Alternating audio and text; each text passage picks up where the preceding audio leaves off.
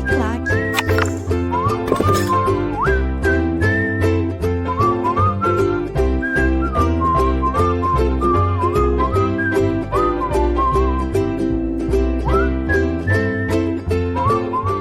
E aí, tomou uma água, tomou um suco, café, voltou? Vamos lá, aprender mais?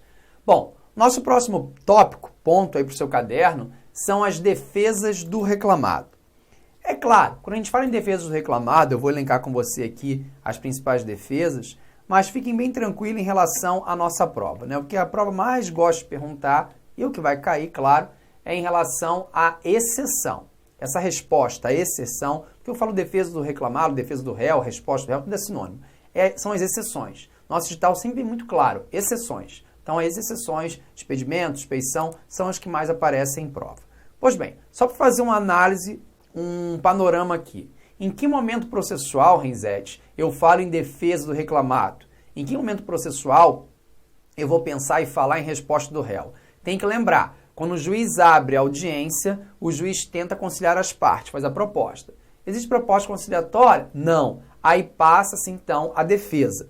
A defesa que pode ser escrita ou ela pode ser oral. Se ela for oral, ela acontece em 20 minutos. Vamos lá para o artigo 847 da CLT, que diz assim: não havendo acordo, o reclamado terá 20 minutos. 20 minutos é mais um prazo para você decorar para a sua prova. 20 minutos para aduzir sua defesa. Após a leitura da reclamação, quando esta não for dispensada por ambas as partes. Recebido e protocolado. Aí nós já vimos que isso aqui é automático, isso aqui é outro papo. Isso aqui são os 5 dias. Vamos ler isso aqui. Recebido e protocolado da reclamação, o escrivão ou o secretário dentro de 48 horas remeterá a segunda via da petição ou do termo ao reclamado, notificando ao mesmo tempo para comparecer à audiência do julgamento, que será a primeira desimpedida depois de 5 dias. Preste atenção aqui. Algumas pessoas falam assim, o prazo para contestar é na audiência oral em 20 minutos. Tá, mas a contestação, a defesa, ela pode ser também escrita. E qual é o prazo para a defesa no processo de trabalho? Lá no processo civil é nítido, aqui não é nítido. Então o entendimento que prevalece é, se aqui a comunicação ela é automática, eu apresento a petição inicial, o servidor em 48 horas manda notificação para o reclamado, para que ele compareça a uma audiência, que vai ser a primeira desimpedida no prazo de 5 dias, se entra a notificação e a audiência eu tenho que ter pelo menos um interregno de 5 dias, esses 5 dias é o prazo para preparar a minha defesa. Esses 5 dias é o prazo, muito claro aqui, esses 5 dias é o prazo para contestar, para se defender no processo de trabalho. Lembrando que se for fazenda pública, o prazo é em quádruplo, e aí seriam aí 20 dias, tá? Detalhes para você lembrar. Bom, as defesas do réu, elas vão constar em quê? São 3. Na contestação, a contestação é a clássica, né? A reconvenção e aí cai na nossa prova, você pode acreditar, são as exceções. O examinador deixa muito para cobrar contestação, reconvenção, numa prova de processo civil. Na prova de processo de trabalho, ele gosta mais de pegar a exceção. E eu acho que agora, com o novo CPC, mais do que nunca ele vai explorar isso e eu vou te explicar por quê. Bom, quando a gente fala numa exceção, a gente tem que lembrar o seguinte. Na exceção, nós temos 2 sujeitos, o excipiente e o excepto ou excepto. Então, na exceção, eu tenho o excipiente e eu tenho o exceto ou excepto. Quais são as 3 modalidades de exceção? A exceção de incompetência relativa ou territorial, a exceção de suspeição e a exceção de impedimento. Repetindo, exceção de incompetência relativa ou exceção de incompetência territorial, a exceção de impedimento e a exceção de suspeição. Tanto na exceção de impedimento quanto na exceção de suspeição, eu estou atacando a parcialidade do magistrado. Minha ideia é essa. Já na incompetência relativa, o nome já diz, eu vou tratar de território ou territorial, né? Que diz respeito ao interesse das partes. São 2 situações. Quando for arguída uma exceção, o processo fica suspenso. Então, arguída a exceção, o processo ficará suspenso. Ou seja, eu não passo a analisar a contestação, por exemplo, se foi apresentada uma exceção. A exceção é um incidente, tem que ser resolvido, então suspende o processo. Artigo 799 da CLT. Nas causas da jurisdição da Justiça do Trabalho somente podem ser opostas com suspensão do feito, às exceções de suspeição ou de incompetência. Renzete, já entendi que suspende o feito, exceções de suspeição ou de incompetência. Eu não li exceção de impedimento. Não viu. Sabe que você não viu? Porque a CLT, ela data de 43. Então, ela é toda baseada no CPC de 39. Nem do 73 era, que sabe 2015. Era o CPC de 39. E o CPC de 39, ele não falava no impedimento, só na suspeição e na incompetência. Ok? O impedimento veio no CPC de 73. Então, você pode aplicar tranquilamente de forma subsidiária, já que se mantém, né, no CPC de 2015, as hipóteses de suspeição e de impedimento. Pode ficar tranquilo em relação a isso. Bom, então, arguída uma exceção, a exceção suspende o processo. Enquanto não for decidida a exceção, eu não passo a análise da contestação. Fechado? A decisão do juiz que resolve uma exceção é uma decisão interlocutória. A decisão do juiz que resolve uma exceção é uma decisão interlocutória. Se é uma decisão interlocutória, não cabe recurso de imediato. Cuidado com isso. Só vou pensar em recurso quando tiver a decisão definitiva, que seria a nossa sentença. Eu só teria recurso imediato se for uma decisão interlocutória terminativa do feito. Não sendo a hipótese, não cabe nenhum recurso mesmo, por ser uma decisão interlocutória. Atente-se aí ao artigo 799, parágrafo 2º da CLT.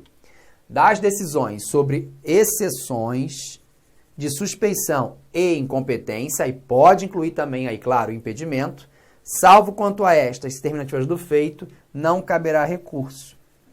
Não caberá recurso porque é uma decisão interlocutória, podendo, no entanto, as partes alegá-las novamente no recurso que couber a decisão final. Então, é uma decisão interlocutória. Por ser uma decisão interlocutória, não cabe recurso de imediato. Fechado?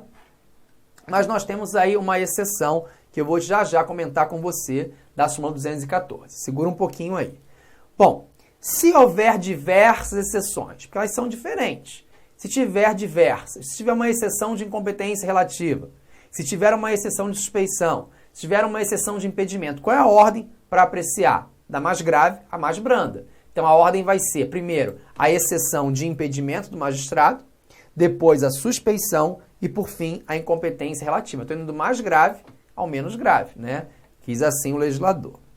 Bom, quando a gente fala em exceção de incompetência, a gente tem que lembrar que existe uma incompetência absoluta e existe uma incompetência relativa. Então, vamos começar pela exceção de incompetência, tá? Sempre que eu falar em incompetência, existe a incompetência absoluta, que é ligada à pessoa, matéria, função, e a incompetência relativa, que é a nossa, que é territorial. Então, veja, se eu vou arguir uma incompetência, por exemplo, porque está tratando uma matéria aqui que não é uma matéria trabalhista, não está na competência trabalhista do artigo 114, por exemplo, estão discutindo aqui uma indenização porque um veículo ficou chocado com outro na rua. Isso não é matéria trabalhista, isso não me interessa, deixa isso lá possível. Para mim não interessa em nada. Então, nesse caso, eu estou diante de uma incompetência absoluta. Uma incompetência absoluta, ela pode ser arguida até mesmo de ofício, pelo próprio juiz ou tribunal, e deve, numa situação dessa, é claro. Agora, se estou falando de uma incompetência relativa, para a gente, é uma incompetência territorial. Não foi observada uma regra em relação à vara correta para o ajuizamento da reclamação trabalhista. Ponto. Isso é uma incompetência territorial. Isso é uma incompetência relativa. Isso diz respeito ao interesse das partes. Quando eu estiver diante de uma incompetência absoluta, matéria, né? Relação da matéria trabalhista, pessoa, função, é uma matéria de defesa. Então, a incompetência absoluta, ela é uma matéria de defesa processual, claro, e é por isso que ela vai ser alegada em contestação. Em contestação onde? Na preliminar. Então, em preliminar de contestação, você vai arguir a incompetência absoluta. Ao passo que, parou, estamos no processo de trabalho, abre o olhão, cuidado, não estuda processo de trabalho vindo de processo civil. Dá uma brecha de 2 dias aí, tá? Eu sei que vocês estão pensando, é a dica do RR, eu falo para você a diferença, mas não estuda processo civil ontem para estudar processo de trabalho hoje, não faz isso não. Dá uma lacuna aí de menos 48 horas. Então, repetindo, a incompetência absoluta será arguída em preliminar de contestação. A incompetência relativa à territorial, eu alego na exceção de incompetência territorial. Fechado? O que diz o novo CPC? Olha aqui o novo CPC. Incumbe ao réu, antes de discutir o mérito. Quando ele fala antes de discutir o mérito, ele está falando em preliminar de contestação. Alegar, vou logo para o inciso 2. A incompetência absoluta, ok, e relativa. E relativa. Então o novo CPC diz que eu vou alegar em preliminar de contestação a incompetência absoluta, bem como a incompetência relativa. Isso. Aplico essa regra ao processo de trabalho? Não. Não aplica essa regra ao processo de trabalho.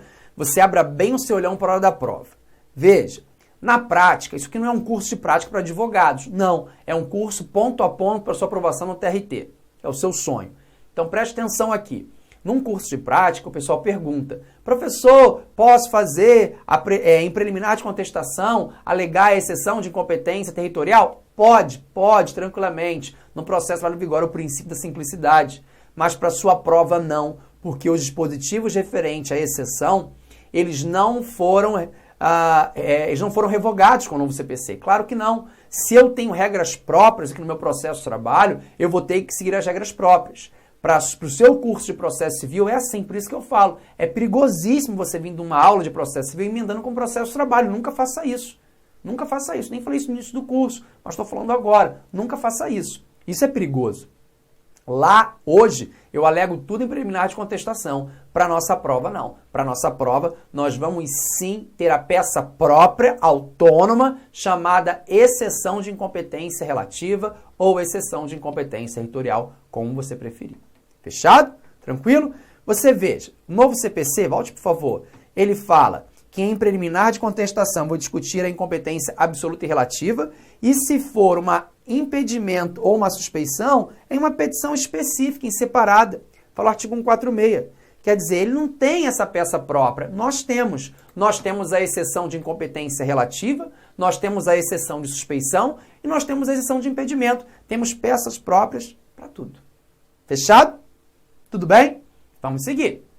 Bom, então como nós falamos, então não aplicamos a regra do CPC, hein? Então quando nós falamos em incompetência relativa, ela está relacionada às normas concernentes ao território, ao local em que você vai ajuizar a reclamação trabalhista. Qual é a regra de competência territorial? Parou, Renzetti me ensinou. Artigo 651 da CLT, é o local da prestação de serviços. Se o empregado foi contratado no Rio, mas trabalhou em São Paulo foi dispensado, vai ajuizar a reclamação trabalhista em uma das varas do trabalho de São Paulo. Se o empregado foi contratado em Recife, trabalhou em Recife, foi para Vitória, depois para São Paulo, depois para o Rio, dispensado no Rio, último local, vai ajuizar a ação aonde? Em uma das varas do trabalho do Rio de Janeiro. É assim que funciona, exatamente assim. Mas veja, se não for observada essa regra, nós vamos falar em exceção de incompetência territorial. Ou seja, a exceção ela tem que ser oferecida no prazo da defesa. A exceção tem que ser oferecida no prazo da defesa. Vamos aqui que eu vou esquematizar com você direitinho, aí você nunca mais erra isso. Preste atenção aqui, a gente cria uma situação para ajudar. Veja, vamos imaginar que o empregado tenha trabalhado em São Paulo. Trabalhou em São Paulo, dispensado em São Paulo. Ok. Ajuiza a reclamação trabalhista dele em uma das varas do trabalho do Rio de Janeiro. Está errado. Está errado. E aí, lembrando que o processo não vai para o juiz. Isso aqui é uma incompetência relativa. Se é uma incompetência relativa, vai ser alegada pela parte. Quando ela bem entender? Não. Na primeira vez em que tiver de falar nos autos ou em audiência. Essa exceção de incompetência territorial ou relativa vai ser suscitada na exceção. É essa, no momento da resposta. Essa é a primeira oportunidade que tenho reclamado de falar nos autos ou em audiência. Tudo bem? Tranquilo? Então volte lá. Então, ó, ajuizou a reclamação no Rio, está errado. Não observou a regra do artigo 651 da CLT, que fala que a regra para ajuizar a reclamação trabalhista é o local da prestação de serviços. Muito bem. Então, comparecendo à audiência inaugural ou de conciliação, o reclamado, querendo, apresenta a resposta à exceção de incompetência territorial, falando que, juiz do Rio de Janeiro, você não é o territorialmente competente para julgar essa ação. A competência é de uma das varas do trabalho de São Paulo, já que o empregado sempre trabalhou em São Paulo, já que a empresa fica em São Paulo, já que eu não tenho nenhuma filial, não tenho nada no Rio, não sei o que eu estou fazendo aqui. A competência é São Paulo. Se o reclamado não apresentar essa exceção, vai ocasionar a famosa prorrogação de competência. O que gera a prorrogação de competência, Rinzete? Um juiz que inicialmente era incompetente para apreciar essa ação passa a ser o competente, já que eu estou diante de uma causa de nulidade relativa e diz respeito ao interesse das partes. Então, não pode ser alegado de ofício pelo juiz. Você reclamado na primeira vez, ou melhor, no prazo de defesa, querendo, você deve apresentar a exceção de competência territorial. O juiz não pode alegar que ele não tem competência territorial. Cabe a você, parte, alegar essa exceção. Fechado? Tranquilo? Agora volte aqui. Então, imagina que o reclamado apresentou sim a exceção de competência territorial. Então, possa pagar essa prorrogação, porque não vai ter a prorrogação, já que ele apresentou a exceção. Então, possa pagar aqui. Apresentada essa exceção de incompetência territorial, cuidado com esse detalhe. A decisão do juiz que resolve a exceção é uma decisão interlocutória. A decisão do juiz que resolve uma exceção é uma decisão interlocutória. Se é uma decisão interlocutória, não cabe recurso de imediato, só quando eu tiver a sentença, o provimento final. Ok, mas nesse caso tem uma exceção. Veja, a ação foi ajuizada no Rio de Janeiro. Rio de Janeiro, TRT da primeira região. Errado. Tinha que ser em São Paulo, TRT da segunda região, se for capital. Nesse caso, quando o juiz acolhe e remete. Quando o juiz acolhe e remete. Quando o juiz acolhe e remete os autos para onde, hein? Para outro TRT. Outro TRT. Não é outro TRT? Claro que é. Sai da primeira região Rio e vai para a segunda São Paulo. Nesse caso, cabe recurso imediato. E o recurso cabível aqui é o recurso ordinário. Então, cuidado. Se o juiz não manda os autos para outro TRT, não foi para outro TRT, não. Se não foi para outro TRT, decisão interlocutória, não cabe recurso imediato. Não cabe.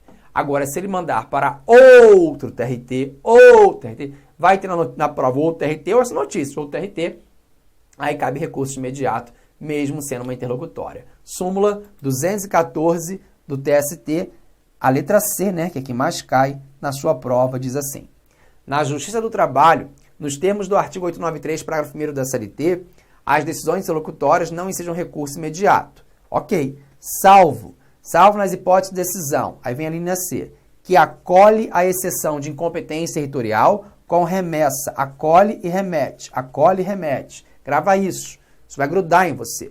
Acolhe a exceção de incompetência territorial com remessa dos autos para o Tribunal Regional distinto daquele a que se vincula o juiz excepcionado, consoante disposto no artigo 799, parágrafo 2º da CLT. Então, neste caso, nós também temos uma decisão interlocutória, mas aí caberá recurso de imediato. E o recurso, como eu falei, é o recurso ordinário. Tranquilo? Muito bem. A súmula 33 do STJ fala aqui, que nós explicamos, a incompetência relativa não pode ser declarada de ofício. A incompetência relativa não pode ser declarada de ofício, porque diz respeito ao interesse das partes, é uma nulidade relativa. Então, cabe ao reclamado alegar na defesa, na resposta. Juiz tal, você não tem competência. Ele não vai falar que ele não tem competência. Isso quem tem que fazer é o reclamado. No prazo da resposta de defesa, ele vai arguir a exceção de incompetência territorial. Agora, cuidado aqui, eu já chamei atenção a esse ponto na aula de nulidade, mas eu vou repetir aqui. O artigo 795, parágrafo 1º da CLT, fala assim: deverá, entretanto, ser declarada ex officio. Quando eu vejo aqui ex officio, já sei que é de ofício. A nulidade fundada em competência de foro. Nesses casos, serão considerados nulos os atos decisórios. Quando fala aqui em competência de foro, na sua cabeça vem um prédio do TRT, vem um prédio da Vara do Trabalho. Eu sei que vem isso, parece, mas não é. Se fosse sem competência de foro, o prédio é territorial. Aí você fala, o cara é maluco, tá me ensinando errado. Como é que pode o juiz declarar de ofício essa nulidade, essa exceção? Não é isso, pessoal. Quando fala aqui em foro, é matéria trabalhista. Então, nulidade absoluta, interesse público. Sendo matéria trabalhista, nulidade absoluta, cabe sim o juiz decidir de ofício, sem provocação. Fechado? A CLT não foi técnica. Prazo para você, olha. Apresentada a exceção de incompetência. Que competência? Territorial. Abre-se-á vista aos autos, ao exceto ou excepto, tanto faz, por 24 horas improrrogáveis, devendo a decisão ser proferida na primeira audiência ou sessão que se seguir. Essa aí é a exceção de competência territorial. Então, apresentou a exceção de competência territorial, abre um prazo de 24 horas para o exceto ou excepto se manifestar. Mentira na prática. O juiz pergunta na hora. Onde você trabalhou? Onde você foi dispensado? Na hora. Mas para a prova, 24 horas é prazo, grava prazo. Ok? Rejeitada a exceção de incompetência territorial, pode acontecer, o processo segue normalmente. Vai seguir. Devendo o reclamado apresentar a contestação, esse é o momento, e dessa decisão não vai caber nenhum recurso de imediato. Acolhendo a exceção de incompetência, os autos serão encaminhados, então, ao juízo excepcionado, ao juízo correto, não cabendo recurso imediato, salvo a exceção que nós já vimos da súmula 214 na linha C. Muito bem. Nós temos também ainda as exceções de impedimento e de suspeição. Na exceção de impedimento ou de suspeição, queremos atacar, questionar a imparcialidade do juiz, do magistrado. Esse é o nosso foco agora. O artigo 801 da CLT, ele só fala em suspeição, ele fala lá. O juiz, presidente ou vogal, não tem mais essa terminologia porque não tem mais a junta, né? É obrigado a dar-se por suspeito e pode ser recusado por alguém dos seguintes motivos em relação à pessoa dos litigantes: inimizade pessoal, amizade íntima, parentesco por consanguinidade ou afinidade até o 3º grau civil e interesse particular da causa. Então, está aí as situações em que o juiz poderá dar-se por suspeito. Verifique. Ele misturou aí, faz poucas nomenclaturas, suspeição e impedimento, tudo misturado, né? Então, nós sabemos que vamos aplicar os dispositivos do CPC. Então, na hora da prova, você vai ter que dar uma olhadinha no artigo 144 e no 145. 144 apresenta as hipóteses de impedimento e o 145 de suspeição. Dá uma olhada que você aplica, sim, de forma subsidiária ao processo de trabalho, já que ele não fala só em suspeição e fala muito pouco. Ele lança lá tudo junto, né? Agora, Rinzete, didaticamente, qual é a diferença do impedimento para a suspeição? O impedimento ele é mais grave. No impedimento, a causa é mais objetiva. São causas absolutas de imparcialidade. Quando o juiz é marido da reclamante, quando o juiz é pai do reclamante, pai do reclamado, então são causas mais graves, são causas muito objetivas, são causas incontestáveis via de regra. Já quando eu falo numa suspeição, o caráter é mais subjetivo. Aí não basta você alegar, você vai ter que provar a suspeição do juiz. Olha, o juiz é amigo íntimo da parte. Pô, prova, isso é muito subjetivo. Que é amigo íntimo? Ele já viu passar aqui na vara? O juiz é inimigo da parte. Então é mais complicado. O parentesco ele é muito mais grave. O parentesco é impedimento, óbvio. Agora a suspeição é mais para essas causas de amizade íntima, inimizade. Então fique atento em relação a isso e deve também, claro, ser provado. Esses motivos de impedimento de suspeição, eles via de regra são aplicados ao magistrado, é verdade, mas também não impede que se aplique aos órgãos do Ministério Público, aos serventuários, aos senhores, podem ser suspeitos de alguma reclamação de um conhecido de vocês, da mãe de vocês, do pai de vocês, tem uma reclamação lá na vara. Então, nesse caso, vocês estão aí completamente impedidos ou suspeitos, dependendo da situação, de conduzir, de andar com aquele feito. Beleza? Então, o perito também e para o intérprete, nós podemos aplicar essa mesma regra. Bom, como é que funciona uma exceção de suspeição ou de impedimento na seara procedimental? Como é que funciona isso?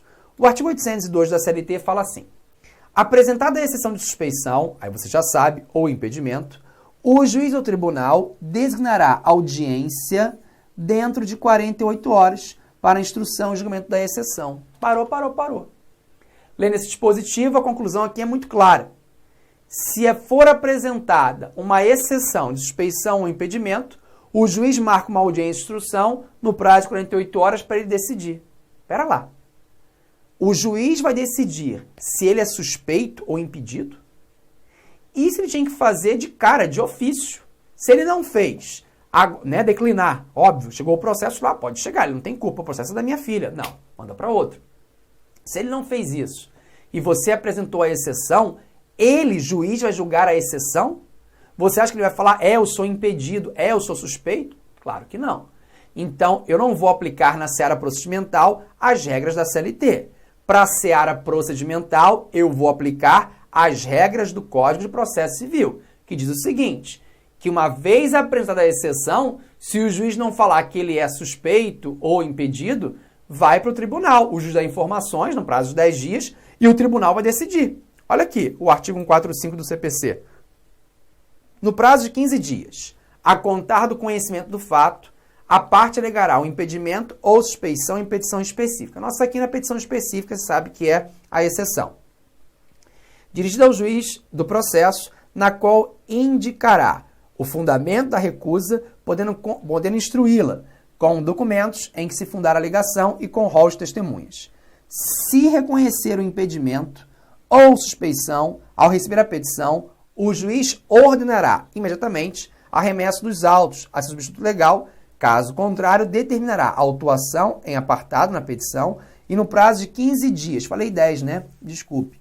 No prazo de 15 dias, é muito prazo na cabeça, apresentará as suas razões, acompanhadas de documentos e rol de testemunhas, se houver, ordenando a remessa do incidente para quem? Para quem? Para o tribunal. Então, o juiz recebe a exceção e vê lá. Pode ser um deslize, ele não viu. Sou suspeito? Sou impedido? Não. Então, dá as suas razões em 15 dias e manda para o tribunal. Porque quem vai decidir é o tribunal. Chegando lá, o tribunal vai decidir se é suspeito ou se é impedido. E aí, né, é muito pior, claro. Você tem 2 prazos para decorar para a sua prova, tá? O prazo da exceção de incompetência territorial, ok? E o prazo da exceção de suspeição de impedimento. Tem 2 prazinhos para gravar aí, seguindo a nomenclatura da CLT. Então, se for o artigo 800 da CLT, exceção de incompetência relativa, o prazo de 24 horas improrrogáveis para o juiz decidir aí. Dá prazo para decidir. Se for na exceção de suspeição e impedimento, o prazo de 48 horas para marcar a audiência. Eu sei que não tem isso na seara procedimental, mas tem que gravar isso. 24 horas para incompetência relativa, exceção de incompetência relativa, exceção de suspeição e impedimento, o prazo é de 48 horas. Sempre que tiver prazo aí no meio, abra o olhão, porque prazo não cai não, despenca na sua prova. Ok, pessoal? Com isso, fechamos mais um bloco, mais matéria, mais conteúdos, ponto a ponto, risco edital, e vamos seguir, te espero, para o nosso último bloco da aula 4. Volte já! Clique lá aqui.